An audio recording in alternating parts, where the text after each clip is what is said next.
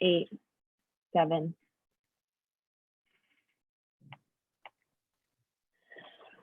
Good afternoon, everybody, and welcome back to the Starboard Portal. Today we have Jen Guimaraes, who's going to be talking about REACH for STEM education.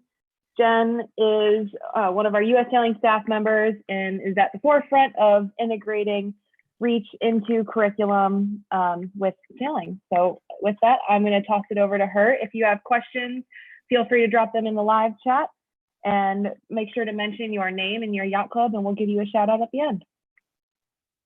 Thanks, Brittany. Psyched to be here today. It was kind of funny thinking about a live presentation, having talked about REACH at a number of our conferences and regional symposiums, but to talk to an empty room and a computer is a totally different experience. So I'm optimistic we're gonna have a great time, and I appreciate you all being here. For anyone who's tuning in, as Brittany said, if you can throw your names in your program in the chat feed, that would be great, and questions we'll get to at the end. I can't see the chat feed right now, which is kind of sad because that'd be more interactive, helping me feel like we were in a room at a meeting somewhere together. But that's all right. I'm excited to be here.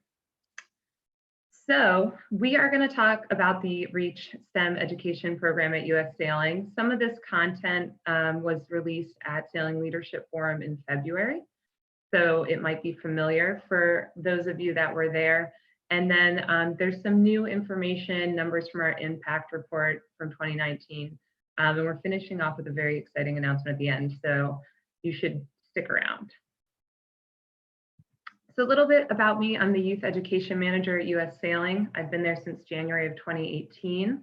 And I support community sailing, REACH, and small boat courses, curriculum, and implementation. And before that, I was up in Burlington, Vermont for about 10 years, working with a program that did a lot with positive youth development and STEM education. Big shout out to my Vermont people. If you're online today, you do great things, and I miss you every day.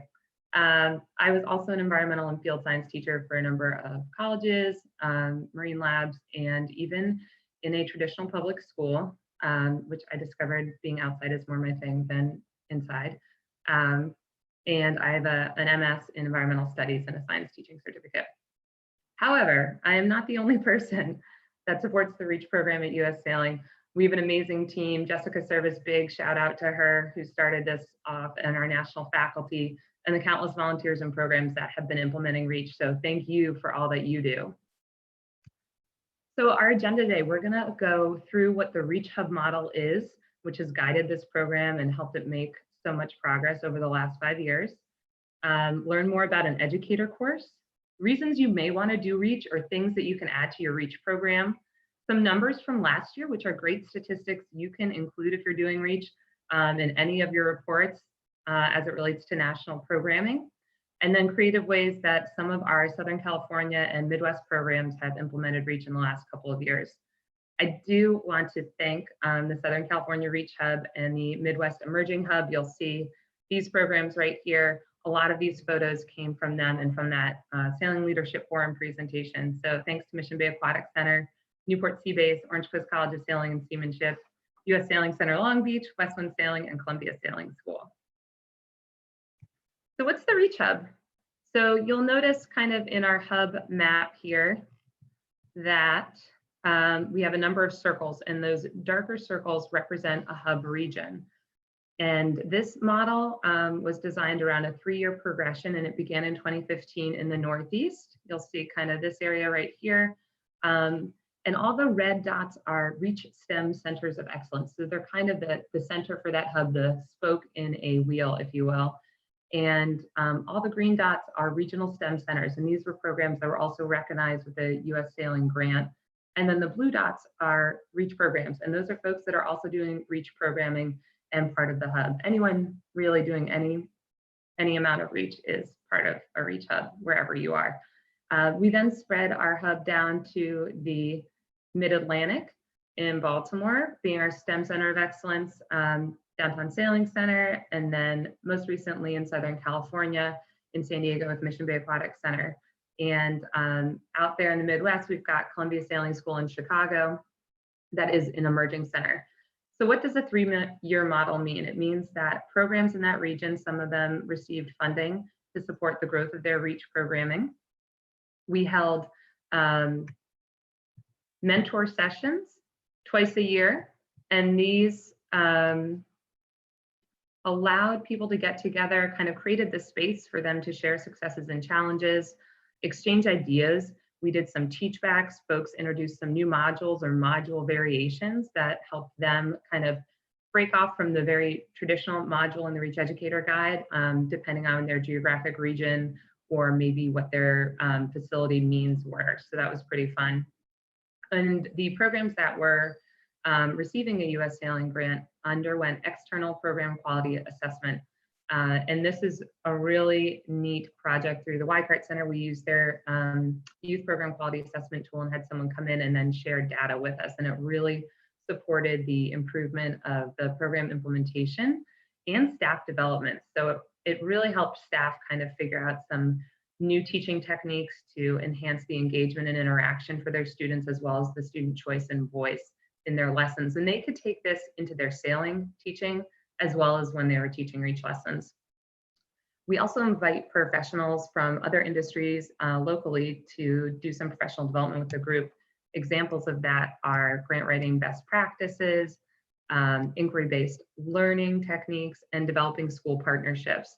So it was a great way to hear from another organization, another industry, to learn some techniques to improve program implementation. A really fun statistic is from last year, we had 45 program professionals from 28 different sailing programs. So if you think about that, that many different people getting together, it might only result in 10 to 14 people in a room, but when you have over 10 programs represented, you can just kind of imagine the reach that you're having in an area. So it's not as high a number as we see at NSPS or SLF, but it's not designed that way, and it's still pretty impressive. And we're really thankful for our Centers of Excellence for hosting these meetings. They do it, and they contact all of the local people to present in the professional development sections of the day. So thank you to those folks. So how do you get trained in doing Reach? You take a Reach Educator course. So we're going to watch a short video on the Reach Educator course.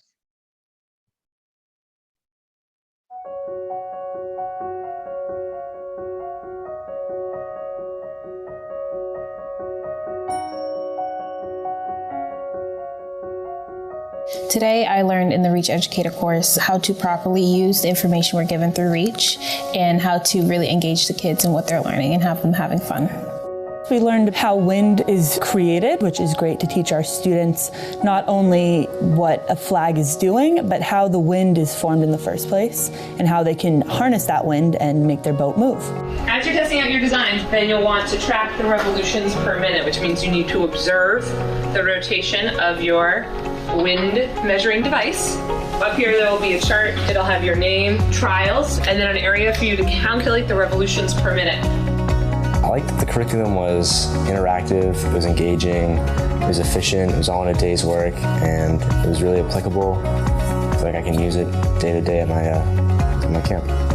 Other things around buoyancy? So I think this is a really good lesson. When you have one corner with a lot of weight starts going under, it starts taking on water, and then all of that water will capsize your boat. Right on, you can totally relate this topic to capsizing. The next part of this lesson models about, I always say form influences function. So different boats have different hull shapes. We learned about marine debris and the impact that students can have on the ocean, how to respect the environment that they are learning on and that they are enjoying. I'm going to use the Reach curriculum in my sailing program on bad weather days. So when it's rainy out, when there's too much wind, not enough wind, and we have some time to talk about these more advanced STEM concepts. At CPC, we use the Reach curriculum by inviting students from schools and other activities near us to come in, and we sit them down, we go over lessons, and then we take them out on the water. They return, and we learn how to implement both sailing and the Reach curriculum. When our students go on destination sails, we'll be able to talk about these STEM concepts and teach these kids not just about racing, but different aspects of sailing in the marine world.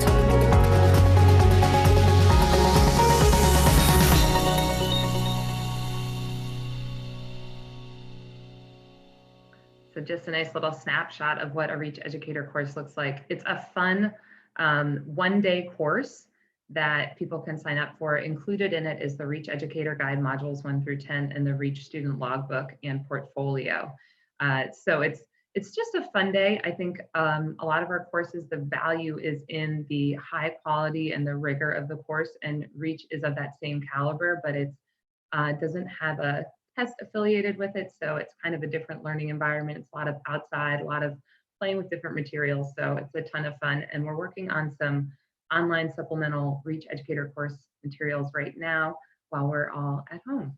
So stay tuned for some updates there.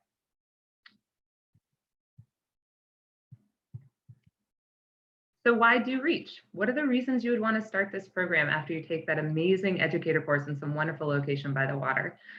You'll see that on the left side, there's kind of a list of some of the reasons that folks have decided to do Reach and some of the benefits of implementing this program at your facility. It allows you to develop new partnerships and create new programs and revenue opportunities. It supports your staff development. We were discussing a little bit of that program quality assessment experience. It designs for authentic learning experiences, and it really opens up the sport of sailing to your community, allowing access to those that typically wouldn't have thought that they would be able to go sailing. And we're going to dig deep into each one of these topics right now, learn a little bit more about them. Every program is different. So I think the most fun thing about this curriculum is you can cut and paste what works for you, whether you're in a freshwater environment, a saltwater environment, a brackish environment. Yeah, I threw brackish in there, which is a mixture of fresh and salt water. That's the very simplest definition. But you can use any piece you want. You don't have to do the module start to finish. Those are all thorough guidelines. But it's really there for you to use however you like and whatever works for your facility. So partnerships. This is an example of Mission Bay Aquatic Center's partnerships that they have done. It really kind of shows the diversity of people you can work with when doing this program. From the Ocean Discovery Institute, which is a big kind of science program that does field trips for schools, to San Diego STEM Ecosystem, which is a consortium of people that get together and share resources, the Port of San Diego, colleges, schools, and private schools, as well as the Fleet Science Center. So there are a number of different organizations and individuals you can connect with that may be able to supplement your curriculum, run a professional development day for your staff, help you troubleshoot some things, or maybe add to some of your program design, come down as a guest speaker for your students, or just strictly enroll in the program like school students. So it's a lot of ways that you can establish common goals in your community with some other partners. Pretty fun. Revenue. I think we're all thinking about creative ways to generate revenue these days and every day. But new programs has been a big plus when folks have taken on this curriculum. So it allows individuals to kind of revive some of their sailing program with new activities for rainy days. You heard that in the educator course video, but you can use this on those rainy days, no wind days, and it's a nice kind of comprehensive experience for students beyond Sailing Jeopardy. I don't think people watch movies anymore. I was going to say watching the movie Wind, which also is a little dated. That's all right. Move right along. But it's a great thing to add to your current sailing program. And then you can also start some new programs. So those four below are, again, from Mission Bay Aquatic Center. They run a microscopic mysteries lesson, and that's from the second educator guide, modules 11 through 17. They were able to get some scopes, which you can buy online. You can also look into local universities or colleges to see if they have any ones that they've retired that may still function for a donation. We also have Wayzata out there in Minnesota, and they do an open scope night where they're providing samples for people to just come in and use some microscopes, which sounds pretty fun, or kind of a Saturday microscope day, which is a little bit more open and freeform than a full week of sailing and microscopes. And that one happens at Mission Bay in San Diego. You could start an ROV program, and this can really take up several days, a couple weeks, but the kits are fairly easy to purchase online, and it's really fun and engaging for students. That's what you see kind of on the left screen, an ROV being deployed off the side of a dock. You can do after school and school day programming. So round out your shoulder seasons if you are only running high school sailing in the afternoon or middle school sailing. This is something you can do during the school day to engage local public and private schools. Reach also kind of creates an authentic learning experience for the students who participate in the program. And what does that mean, authentic learning experience? It means that the lessons are hands-on, kids are messy, they're doing things, they're moving around, they might be loud. They're inquiry-based. The teachers, the staff, your sailing instructors, or if you have science educators, they're leading with open-ended questions. They're allowing the students to have student choice and voice, which allows them to kind of direct their learning process and figure out the answers on their own. They are learning in the place in which they live. It's place-based, a lot of hyphenated words, 3 in a row, that's a lot. But it's place-based, which means they're learning about their local environment. It increases learning retention and application when students are learning about the lake or the stream or the big river or the ocean right near where they go to school. They'll be more checked in. They'll care more about what they're learning because it's right there down the road. Implementing Reach also can improve your staff execution of curriculum and their implementation. So we talked about those teaching techniques that can be improved when they undergo a program quality assessment or just when they're learning to teach in a different way. So following the Educator Guide modules really guides you through some of your questioning techniques. And they can take this back to when they're leading chalk talks and designing activities for their sailing lessons too. So it's a great way for them to test things out. And it's not as hard as you think. You don't need to be a scientist to be a Reach educator. The other great benefit that helps create these authentic learning experiences for students in Reach is that the curriculum is aligned to the next generation science standards in the Common Core. So what does that mean? Well, this is kind of a big chart, and what it says is it kind of covers the 3 dimensions of the next generation science standards, from science and engineering practices, disciplinary core ideas, and cross-cutting concepts. And I'm definitely not going to read through all of these right now, but if you kind of take a look, you'll notice a lot of these things can happen when you're doing a STEM lesson. If you're setting up anemometer readings or water quality readings, you're analyzing and interpreting data there in your science and engineering practices. If you're then doing some math around sail area and perimeter in module 3, you're using math and computational thinking. Thinking about scale, proportion, cause and effect, and patterns over in cross-cutting concepts, you can kind of slowly see how these all play together. But these are the things that students are required to learn in their classrooms. And you can do this right there at your sailing center or yacht club. And you can do it during the summer, which everyone appreciates. You can do it, during the school year if you're running school day programs, but it's pretty neat how a lot of this is embedded in the Reach curriculum. So how does this create community impact and increase accessibility for people to the sport of sailing? These are some numbers we pulled from data, which we surveyed a number of Reach programs last year across the country, and we estimate that around 800,000, I think I said that wrong. Well, you can see the number. Youth participated in Reach in 2019 at over 400 programs and US sailing events. So it really is kind of the first introduction to sailing a lot of young people are having at this time.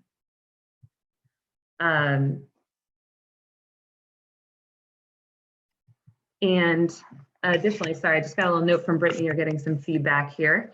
Those are some benefits that we can see from students that participate in the Reach program. So on the kind of topic of positive youth development, students are building their life skills. 59% of the students last year felt that they can apply the skills they learned at sailing camps and in sailing programs using Reach to everyday life. So problem solving around redirecting your boat depending on the weather, maybe how much sail area you're going to put up that day, that problem solving and challenge that they have to go through, they can then apply down the road to figuring out other things in their lives. We're seeing an increase in students who want to pursue STEM careers. STEM fields, so science, technology, engineering, math are some of the largest growing fields for employment in the country, which is a great way to kind of break down some barriers to these topics for youth so that they can choose whether or not to pursue a career in those fields. We're also seeing retention, which is a big one. We're always wondering, how can we get our sailors back to our sailing center? Did they like this program? Is there another program they'd like to do?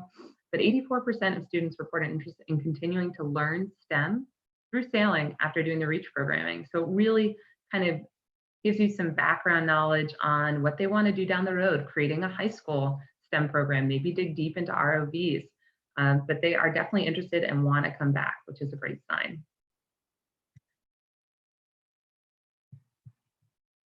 Additionally, we learned last year, we are seeing some marked improvements in sailing, STEM, and environmental stewardship from the youth that are participating in this program. So 84% of the sailors participating in REACH felt that their skills increased, which means coaches, instructors, you're doing an awesome job, thank you. And 80% of them feel like they're going to do well in high school and classes in similar subjects. A lot of content and vocabulary in science and math can be intimidating. People shy away from it, but creating kind of a hands-on, outside, inquiry-based learning experience for them breaks down, again, those barriers for them to access content or just feel comfortable kind of exploring complex topics. Additionally, we're also seeing a lot of students' behavior change. 86% of them are reporting an increase in environmental stewardship. They're noticing marine debris. They're caring about their choices and what they choose to pack their lunch with, and they're picking up trash. They're reducing their carbon footprint. Maybe not a 7-year-old, but you never know. Could be happening. But we are hearing from our programs that their students, when they're coming back, are really increasing their environmental stewardship and decreasing their impact. So just some ideas on how this can actually create an impact in your community. So let's get to some activities. These are some fun activities from our Southern California REACH Hub and Midwest Emerging Hub. One way that they have used the REACH curriculum is to do community engagement through the California and International Coastal Cleanup Day using REACH Module 6 around marine debris. And you'll see kind of in that picture, Diane Wenzel in the center, who's their executive director, running this big day of marine debris cleanup. And it goes beyond just including the sailors who come to your programs, but pretty much everyone in the whole community. And they use the Ocean Conservancy app. So that's on the left side there.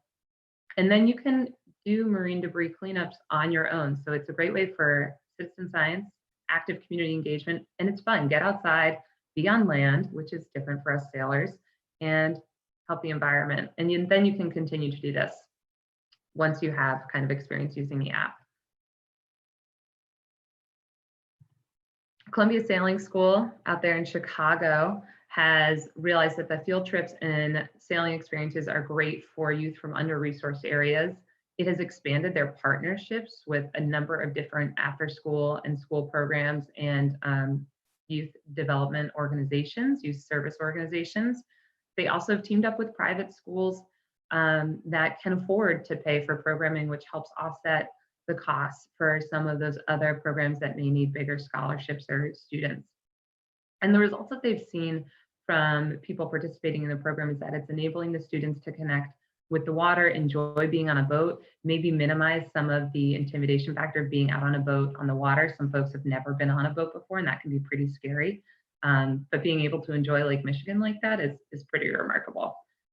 Additionally, they make a really good point that this is kind of like a full circle program.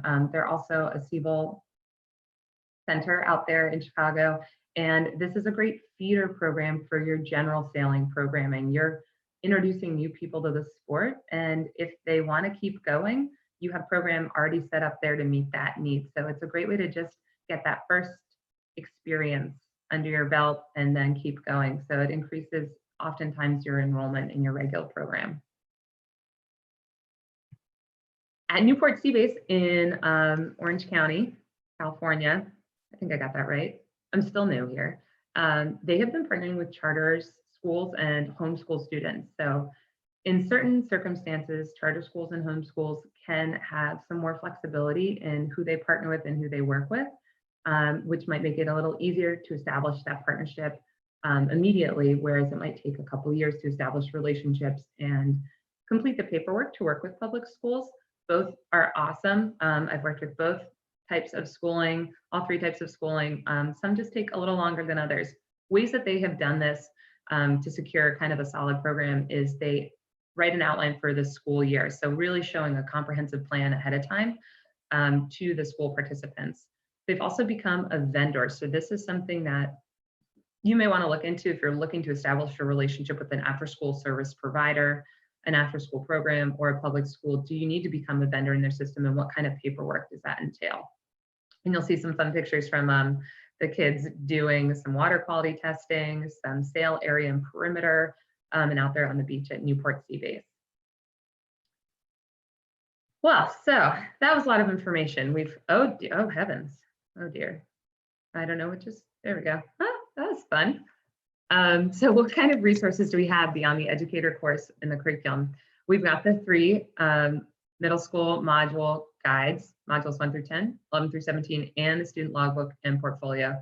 That's a great way to get started. As I mentioned, taking a STEM Educator course is perfect for you as a program director, executive director, volunteer or board member, or for your staff. If you have the ability to send some staff, it really makes a difference in their understanding of the curriculum and implementation a little bit sooner than if you're working with them on it. So it's a lot of fun. The books are included. The modules 1 through 10 and the logbook are all included in that course fee, but the red book, the newest book, is for additional purchase. Other resources we have online, we have free kind of UDO books and PDFs on starting a Sailing Through STEM night. So again, a community engagement piece where you can host an activity at your facility that has a number of different REACH modules displayed to get people kind of experience in doing them, maybe just kind of get some new people down to your facility and create a community event. We have a sustainability guide on there to help you decrease your impact on the environment.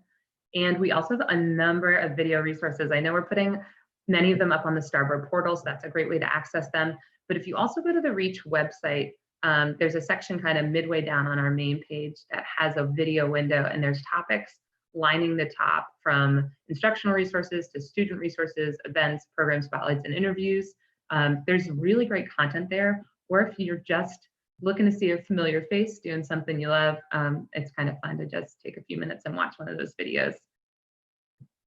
And we're just about done, except for the exciting news at the bottom. I threw it there in purple. It's one of my favorite colors, and I felt like it would really pop. I put it in bold. So you'll see we have some new REACH videos coming to the Starboard portal next week. So this is going to be a 4-week video series with some US sailing team athletes and some of our current REACH modules. So it'll really create kind of a learning experience for your sailors if they're at home, so you can share it with them. If you're a program director kind of looking to dabble a little bit more, this will be a great way to see some of the modules and content in action. And it will also include kind of a worksheet at the end. So really a full lesson that you can share with your communities, your participants, or if you're at home and you have young people around you that need something to do, this might be a good fit for them. So we're really excited. Stay tuned on that. And also, as I mentioned earlier, stay tuned on some more online learning opportunities coming in the next couple weeks around the STEM Educator course. Whew. All right. So I'm going to open it up and kind of put it back to Brittany for any questions that people may have that I can answer. We have a couple more minutes. All right, super. So yeah, like Jen said, now's the time. If you have questions, feel free to fire those away in the chat and we'll make sure we get to them. First, we have a question from Alice from Sailing Educating Adventures, locally known as SEA, in San Rafael, California. And she wants to know, how can STEM be adapted and incorporated into a science education on a tall ship? Oh, Alex, that's a big one. That's great. Also, I'm going to tangent this because I'm on live here. I relocated to California and am so excited to be here supporting all the programs out here. So Alex, I hope when our shelter in place is lifted down the road, I can come check out your program in San Rafael. I've been keeping my eye on it. But REACH integration into tall ships, it's the same thing. We have just, well, you know more about tall ships than I do. But we've got those systems on tall ships that we have on our small boats and our keel boats that people are using at community sailing centers. So going over simple machines, talking about sail area and perimeter, and the sail shape and size you may want to put up depending on the day, or if you're reefing sails, all those kind of activities you're doing with your students on a tall ship when you raise the main in one big group. Those are all things that we have modules around, from simple machines to the math around sail area and perimeter. I think marine debris is also a great one if you are going out for sails that are maybe distance sails or shorter sails on tall ships, deploying some of the water quality materials from plankton nets or those things that you may have on board. You can also adapt that for a tall ship and probably have a little bit more space to explore what you collect. But again, Alex, you and I can also connect offline in email and talk a little bit more specifically. Hopefully that was helpful. Super. And then we've got another one from Stu here, and he wants to know if you can explain a little bit more to the group a bit about how the REACH centers and supporting centers collaborate. Sure. So in that hub model map that I shared initially, we were having mentor sessions over that 3-year period twice a year and invited all the programs we could think of in a region. So they were getting together, they were on an email list, but essentially it was creating the opportunity for people to be together in the same space and meet new folks. So it really allowed for some connection.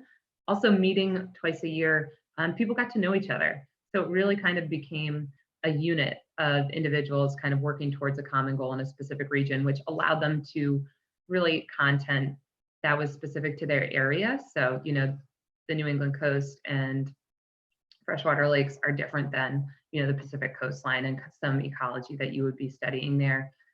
But since then, I know that a lot of programs that were working together in the hubs and the mentor sessions are still in touch, reaching out to each other via email, running ideas off each other and kind of connecting.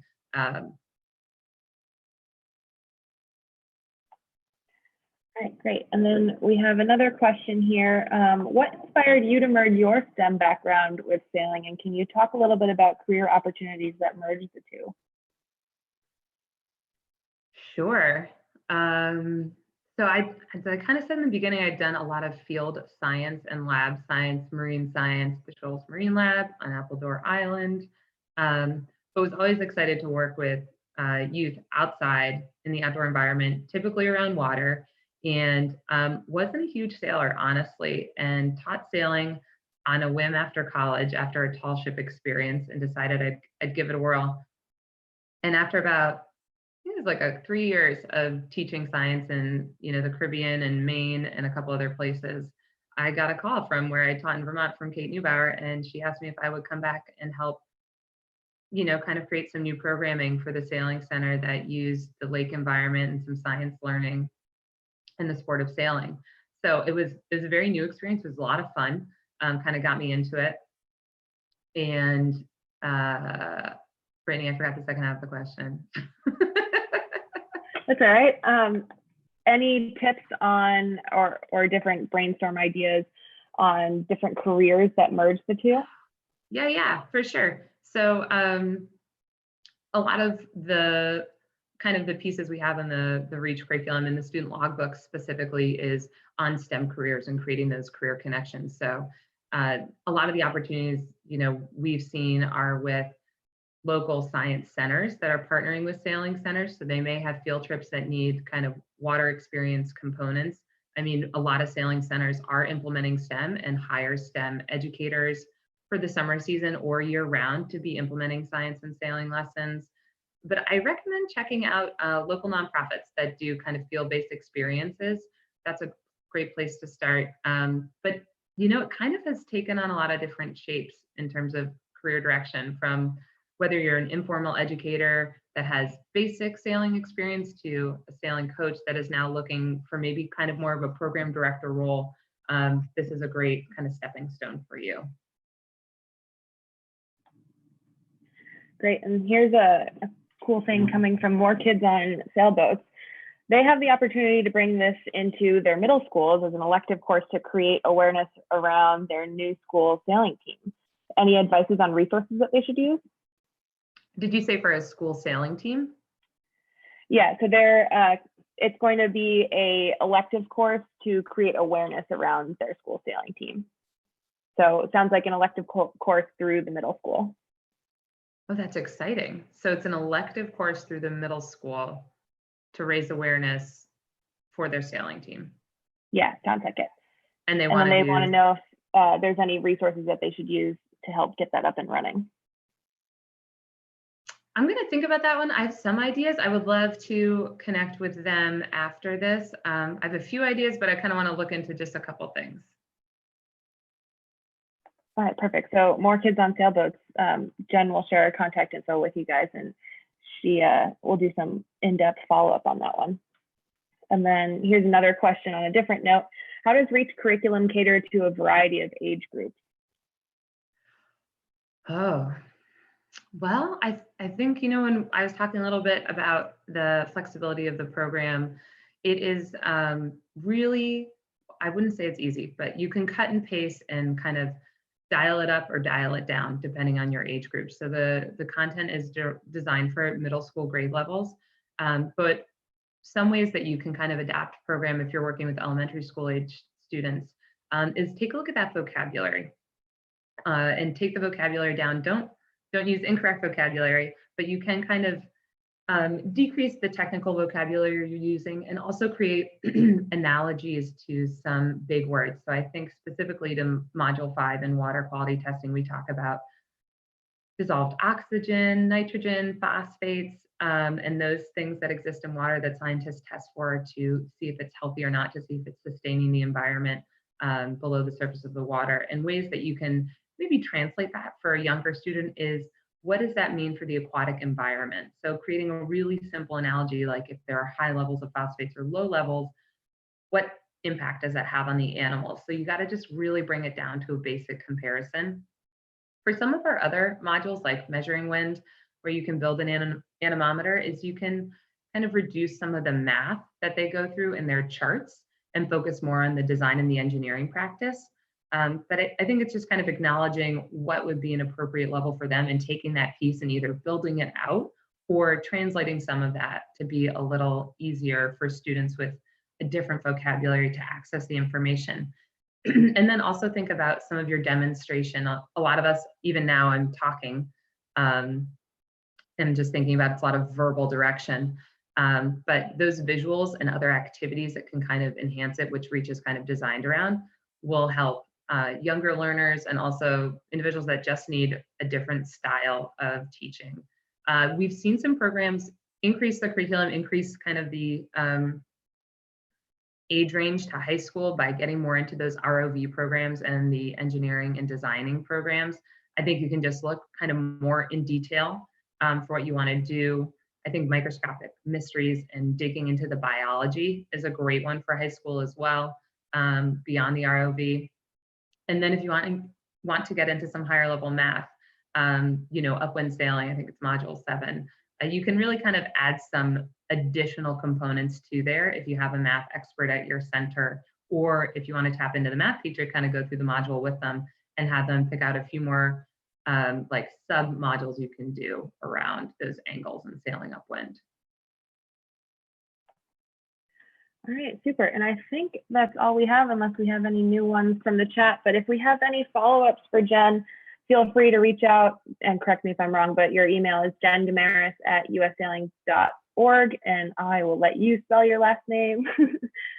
Yeah, it's just JENGUIMARAES@ussailing.org. It's also on our staff directory page, as is my US Sailing phone number.